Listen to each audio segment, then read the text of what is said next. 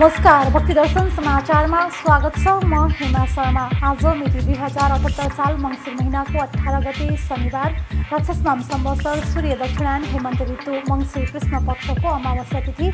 अमावस्या तिथि 13:51 उपरान्त प्रतिपदा तिथि। चन्द्रमा वृश्चिक राशिमा। इस्वी सम्मत 2021 डिसेम्बर महिनाको 4 तारिक, साग सम्मत 1943 र नेपाल सम्मत 1842। आज सूर्य बिहान 6:41 र सूर्यास्त साँझ 5:07। सर्वप्रथम अहिलेसम्मका प्रमुख समाचार। जनकपुर धाममा सीताराम विवाह पञ्चमी महोत्सवको तयारी तीव्र। विवाह पञ्चमी महोत्सवका लागि जनकपुरको जानकी मन्दिर झकीझकाउ। साताव्यापी कार्यक्रम अन्तर्गत नगर दर्शन विधि सम्पन्न। आज फुलबारी लीला गरिँदै। स्याङ्जाको स्यालबास स्थित ऐतिहासिक दरबार निर्माणका लागि सांस्कृतिक महोत्सव हुने। हात्तीस्थान फाउन्डेसन समितिले पुस 15, 16 र 17 स्याङ्जा ग्ल्याङकोटदेखि 13 किलोमिटर उत्तरमा रहेको स्यालबास स्थित उक्त दरबार निर्माणका लागि हात्तीस्थान तामेकोट समिट महोत्सव गर्ने।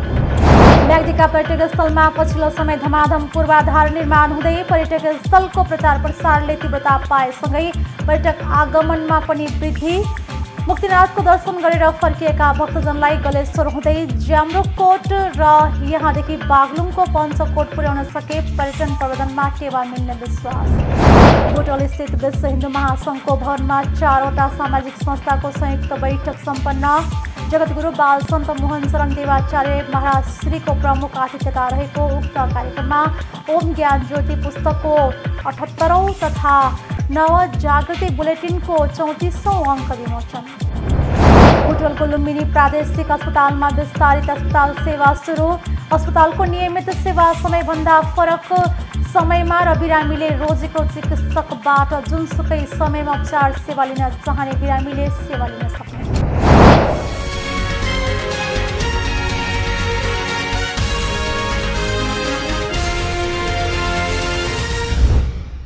अब समाचार विस्तारमा।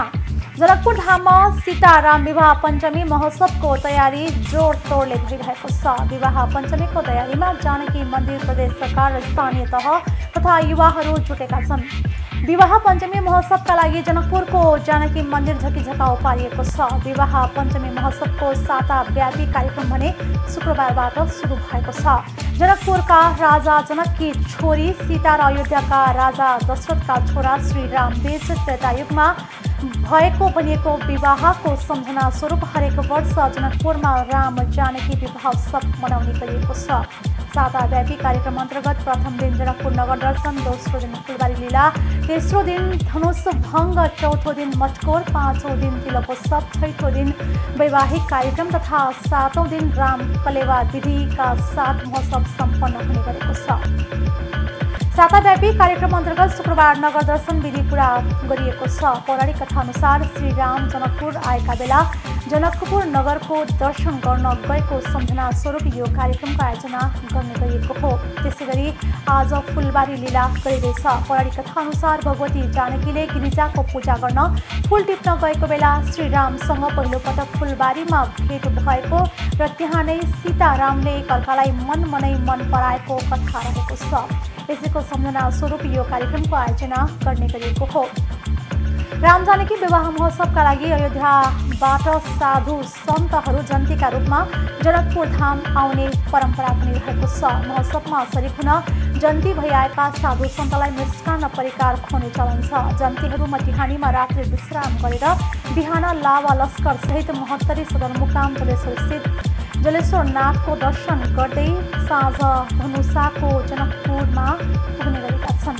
विवाह पञ्चमीको तयारी हुँदै गर्दा सीता र रामको विवाहसँग सम्बन्धित केही स्थान ओझेलमै देखिन्छन्, जसमध्ये जनकपुर धाम उपमहानगरपालिका 24मा रहेको बसहिया पनि रहेको छ। कथनअनुसार बसहियाबाटै त्रेतायुगमा सीता र रामको विवाह हुँदा मण्डप निर्माणका लागि बाँस काटेर लगिएको बताइन्छ। प्राचीन समयमा यस क्षेत्रमा व्यापक बाँस पाइने गरेकाले नै यस स्थलको नाम बसहिया राखिएको हुन सक्ने स्थानीय वयोवृद्ध बताउँछन्। यो गाउँमा बस्ती विस्तार भएसँगै बाँस मासिएका छन्। रामजानकी विवाह महोत्सव प्रत्येक वर्ष मनाइरहँदा उक्त ऐतिहासिक विवाहसँग जोडिएको स्थल बसहियालको ऐतिहासिकता उजागर हुन नसक्नु दुःखद रहेको स्थानीयको गुनासो छ। माता सीताको मटकोरपछि बनाइएको वेदी स्थल अहिले पनि सुरक्षित रहेको स्थानीय बताउँछन्। धार्मिक पर्यटकीय दृष्टिकोणले यो क्षेत्र महत्त्वपूर्ण भए पनि कुनै तहको सरकारले यसको विकास तथा प्रचार प्रसार गर्न चासो नदेखाएको स्थानीयवासी बताउँछन्। भारतीय विद्वान डाक्टर रामावतारले आफ्नो जहाँ तहाँ रामचरण चल्ली जाही नामक पुस्तकमा पनि ऐतिहासिक क्षेत्र बसहियाको चर्चा गरेको पाइन्छ। डाक्टर रामावतारको नेतृत्वमा रहेको शोधकर्ताहरूको टिमले भगवान रामको चरण परेका विभिन्न स्थलको माटो सङ्कलन गरेर बसहिया स्थित नरसिंह मन्दिरमा भगवान रामको प्रतीक पदचिन्ह समेत राखेका छन्। स्याङ्जाको स्यालबास स्थित ऐतिहासिक दरबार निर्माणका लागि सांस्कृतिक महोत्सव हुने भएको छ।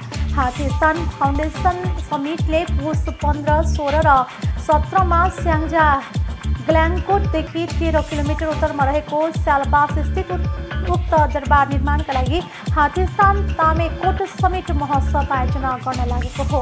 करिब 750 वर्ष पहिले उक्त स्थानमा 14 कोठाको 3 तले तामेकोट दरबार रहेको इतिहास रहेको छ। हात्तीस्थान फाउन्डेसन समितिले पुस 15, 16 र 17 स्याङ्जा ग्ल्याङकोटदेखि 13 किलोमिटर उत्तरमा रहेको स्यालबास स्थित उक्त दरबार निर्माणका लागि हात्तीस्थान तामेकोट समिट महोत्सव आयोजना गर्न लागेको हो।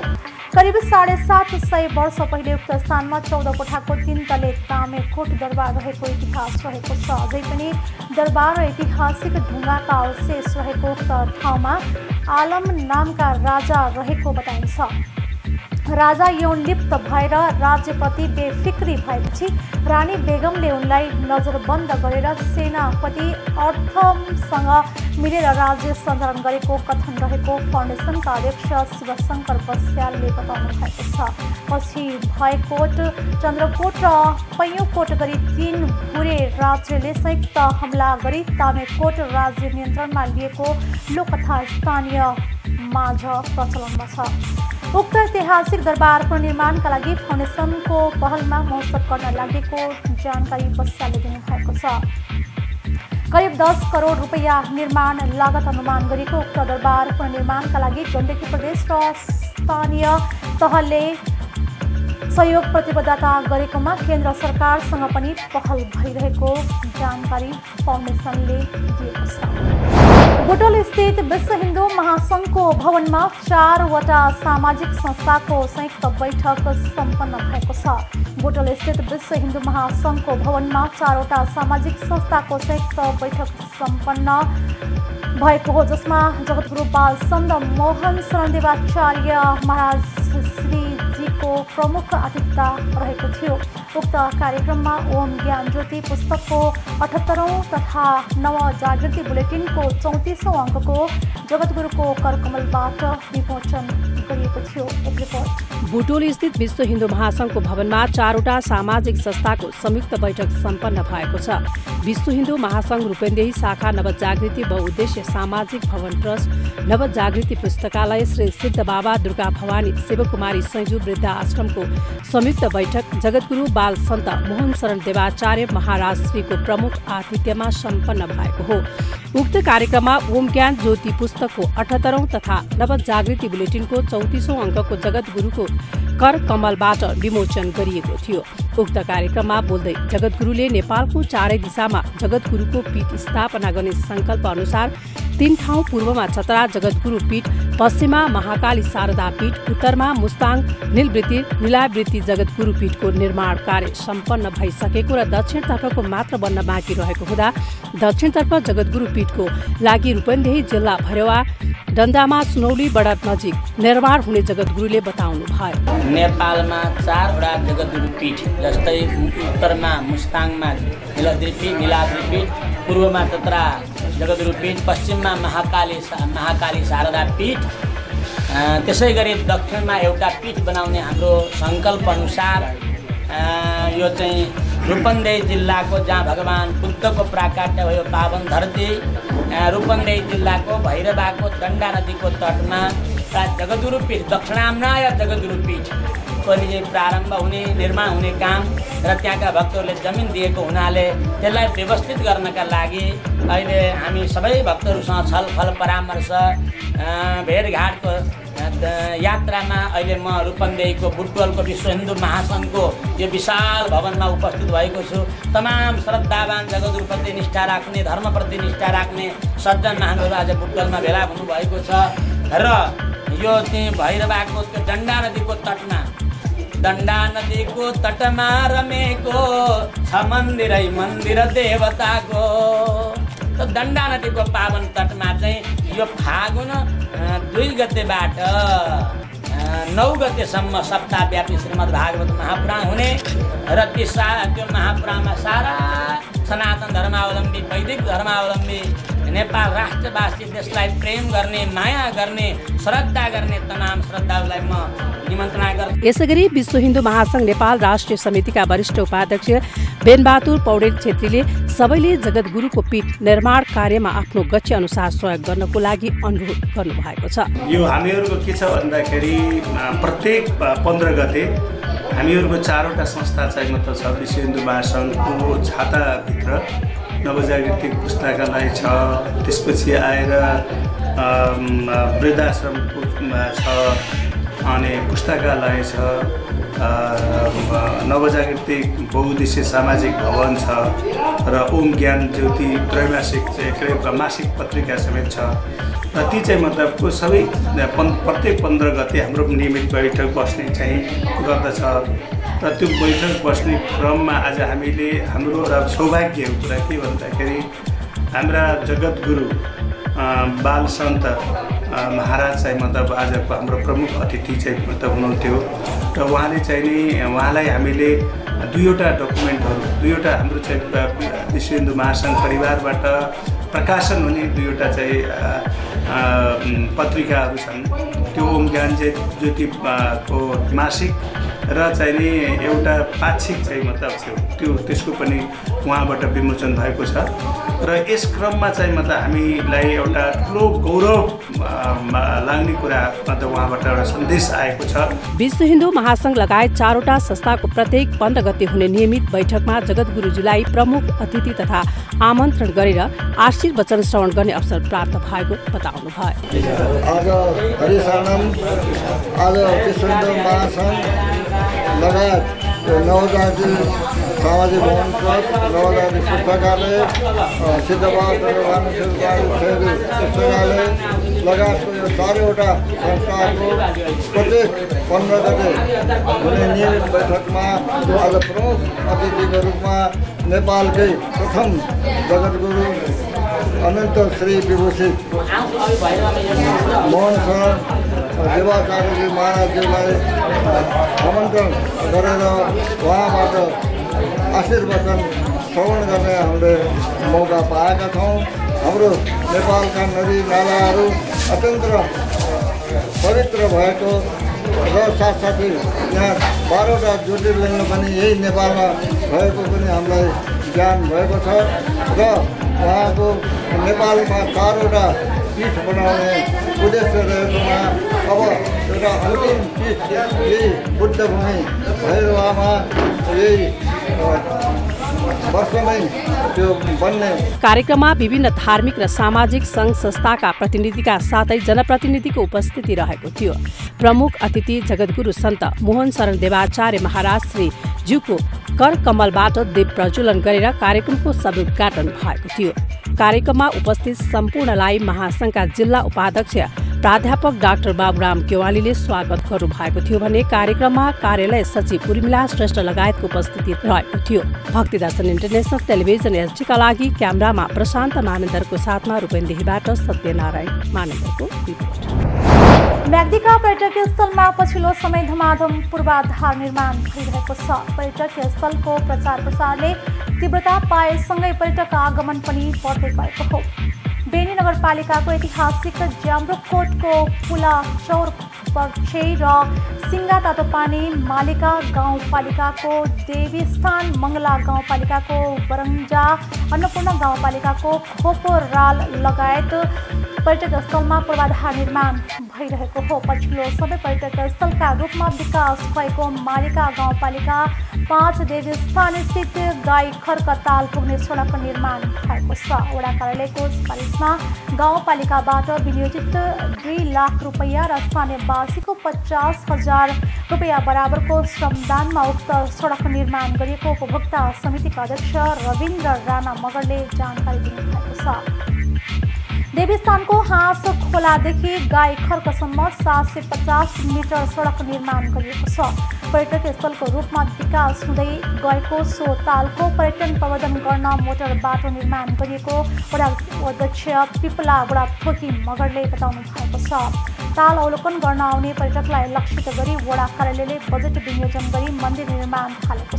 गाउँपालिकाभित्रका पर्यटक स्थलका रूपमा पर्यटकको सेवा सुविधा लगायत अन्य आवश्यक भौतिक पूर्वाधार निर्माणमा गाउँपालिकाले विशेष जोड दिएको अध्यक्ष श्री प्रसाद रोका मगरको भनाइ छ। आन्तरिक र बाह्य पर्यटकलाई लक्षित गरी प्रदेश सरकारको आर्थिक सहयोगमा 2 होमस्टे सञ्चालन गरिएको छ। बेनी नगरपालिका 2 ज्याम्रोकोट स्थित ऐतिहासिक स्थल खड्ग भवानी कोट परिसरलाई समेत पर्यटक स्थल बनाउन वडा कार्यालय नगरपालिका र गण्डकी प्रदेश सरकारले पूर्वाधार निर्माण गरिरहेका छन्। भू तथा जलाधार व्यवस्थापन कार्यालय पर्वतको 14,79,000 उपभोक्ताको 3,65,000 रुपैयाँ बराबरको श्रमदानबाट पदमार्ग निर्माण गरिएको छ। पदमार्ग निर्माण भएपछि कोट मन्दिर पुग्न सहज भएको छ। चालु आर्थिक वर्षमा भू तथा जलाधार व्यवस्थापन कार्यालयको बजेटबाट 250 मिटर, गत वर्ष पर्यटन बोर्डको बजेटबाट 56 मिटर र बेनी नगरपालिकाको बजेटमा 76 मिटर पदमार्ग निर्माण गरिएको थियो। ज्याम्रोकोट मन्दिरलाई गलेश्वर र पञ्चकोटसँग जोड्ने गरी पूर्वाधार निर्माण गर्न थालेको अध्यक्ष थापाले बताउनु भएको छ। मुक्तिनाथको दर्शन गरेर फर्किएका भक्तजनलाई गलेश्वर हुँदै ज्याम्रोकोट र त्यहाँदेखि बागलुङको पञ्चकोट पुर्याउन पर्यटन प्रबन्धनमा टेवा मिल्ने बताइएको छ। खड्ग भवानी कोट परिसरबाट धौलागिरी, नीलगिरी, अन्नपूर्ण, माछा पुच्छ्रे, गुर्जा, चुरेन लगायत हिमाल, धौलागिरी र गण्डकी क्षेत्रका विभिन्न स्थल गलेश्वर, पञ्चकोट, बेनी पर्वतको कुस्मा, काली गण्डकीको नागबेली सहितको दृश्यावलोकन सहजै गर्न सकिन्छ। बुटवलको लुम्बिनी प्रादेशिक अस्पतालमा विस्तारित अस्पताल सेवा सुरु भएको छ। अस्पतालको नियमित सेवा समयभन्दा फरक समयमा र बिरामीले रोजेको चिकित्सकबाट जुनसुकै समयमा उपचार सेवा लिन चाहने बिरामीलाई मध्यनजर गरी यस्तो सेवा सुरु गरिएको हो। सङ्घीय सरकारले 2077 चैत्रमा विस्तारित सेवा कार्यविधि बनाएको थियो। सोही कार्यविधि अनुसार लुम्बिनी प्रादेशिक अस्पताल बुटवलले पहिलोपटक यस्तो सेवा सुरु गरेको हो। एक रिपोर्ट। बुटवलको लुम्बिनी प्रादेशिक अस्पतालमा विस्तारित अस्पताल सेवा सुरु भएको छ। अस्पतालको नियमित सेवा समयभन्दा फरक समयमा र बिरामीले रोजेको चिकित्सकबाट जुनसुकै समयमा उपचार सेवा लिन चाहने बिरामीलाई मध्यनजर गरी यस्तो सेवा सुरु गरिएको हो। सङ्घीय सरकारले 2077 चैतमा विस्तारित सेवा कार्यविधि बनाएको थियो। सोही कार्यविधि अनुसार लुम्बिनी प्रादेशिक अस्पताल बुटवलले पहिलोपटक यस्तो सेवा सुरु गरेको हो। प्रदेशका जनताहरू प्रदेशभन्दा बाहिर उपचार सेवा जानुहोस् हाम्रो उद्देश्य हो, लक्ष्य हो। यसका आधारमा सम्पूर्ण स्वास्थ्य क्षेत्रका पूर्वाधारहरू र सेवामा गुणस्तर कायम गर्ने कुरादेखि लिएर लुम्बिनी प्रदेशवासी सम्पूर्ण जनताहरूको स्वास्थ्य अवस्थालाई सुदृढ गर्ने कुरा, स्वस्थ बनाउने कुरा, स्वस्थ जीवन बाँच्न पाउने जुन अधिकार छ। यो सेवाको शुल्क नियमित भन्दा केही बढी भए पनि निजी अस्पताल भन्दा धेरै सस्तो हुने अस्पतालले जनाएको छ। यो सेवा अन्तर्गत शल्यक्रियाका लागि बिरामीले लामो समय पालो पुर्नुपर्ने बाध्यता हट्नेछ। ओपिडी सेवाका लागि पनि जुनसुकै समयमा टिकट पाइनेछ।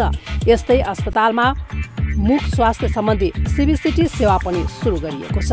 सिबिसिटी सेवा काठमाडौँको पीरपछि पहिलो भएको अस्पतालले जनाएको छ। लुम्बिनी प्रदेशको स्वास्थ्य मन्त्रालयले जिल्ला अस्पताललाई प्रादेशिकमा लैजाने तथा लुम्बिनी प्रादेशिक अस्पताल र दाङको अस्पताललाई विशिष्टीकृत अस्पतालको रूपमा विकास गर्ने योजना बनाएको छ।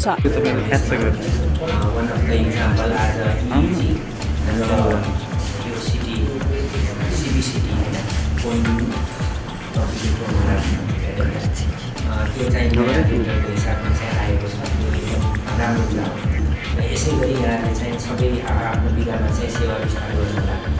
प्रदेशको अहिले चाहिँ के छ त भन्दाखेरि हामीले विभिन्न अस्पतालहरूलाई र जिल्लाका सबै जिल्ला अस्पतालहरूलाई प्रादेशिक अस्पतालमा विस्तार गर्ने र अहिलेको हिसाबमा चाहिँ हामीले यो अस्पताललाई र दाङको अस्पताललाई चाहिँ विशिष्ट सेवा दिने अस्पतालको रूपमा विकास गर्ने भनेका छौँ। क्याथ ल्याब सहितको कार्डियोलोजी सेवा र एमआरआईको सेवा चालू आर्थिक वर्षभित्रै सञ्चालन गर्ने तयारी भइरहेको अस्पताल प्रशासनले जनाएको छ। अस्पतालमा उपलब्ध नभएका सेवाहरू थप गर्दै जाने योजना अनुसार विस्तारित अस्पताल सेवा र सिबिसिटी सेवा सुरु गरिएको हो। लुम्बिनी प्रादेशिक अस्पतालमा बिरामीको चाप अनुसार पूर्वाधार र जनशक्ति कम भए पनि अस्पतालले अगाडि सारेका योजनामा र सहयोग गर्न सरकारलाई आग्रह गरिएको छ।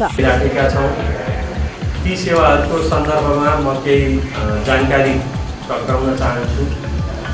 सर्वप्रथम त हामी जुन यस प्रादेशिक अस्पताललाई प्रदेश सरकार स्वास्थ्य मन्त्रालयले जुन गरिमाको योजना भनेर विगत 4 वर्षदेखि यस प्रदेशले यस हस्पिटललाई जुन माया सद्भाव देखाएको छ त्यसको निम्ति म पुनः हाम्रा प्रमुख अभिभावक मन्त्रीज्यूलाई र अभिभावक श्रीमान सचिवज्यूलाई पुनः हस्पिटलको तर्फबाट र सम्पूर्ण यस हस्पिटलमा आउने सेवाग्राहीको तर्फबाट धन्यवाद दिन चाहन्छु। लुम्बिनी प्रादेशिक अस्पतालमा बिरामीको चाप अनुसार पूर्वाधार र जनशक्ति कम भए पनि अस्पतालले अगाडि सारेको योजनाका साथ र सहयोग गर्न सरकारलाई आग्रह गरिएको छ।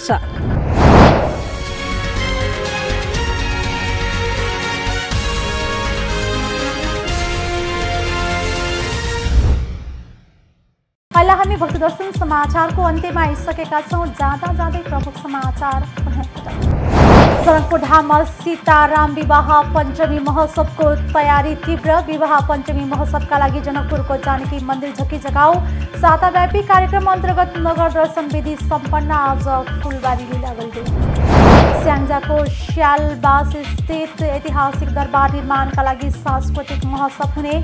हात्तीस्थान फाउन्डेसन समितिले पुस 15, 16 र 17 स्याङ्जा ग्ल्याङकोटदेखि 13 किलोमिटर उत्तरमा रहेको स्यालबास स्थित उक्त दरबार निर्माणका लागि हात्तीस्थान तामेकोट समिट महोत्सव गर्ने।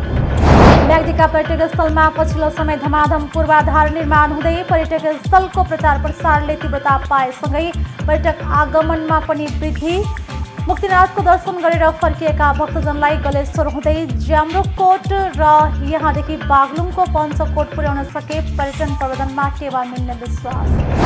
बुटवल स्थित विश्व हिन्दू महासङ्घको भवनमा 4वटा सामाजिक संस्थाको संयुक्त बैठक सम्पन्न।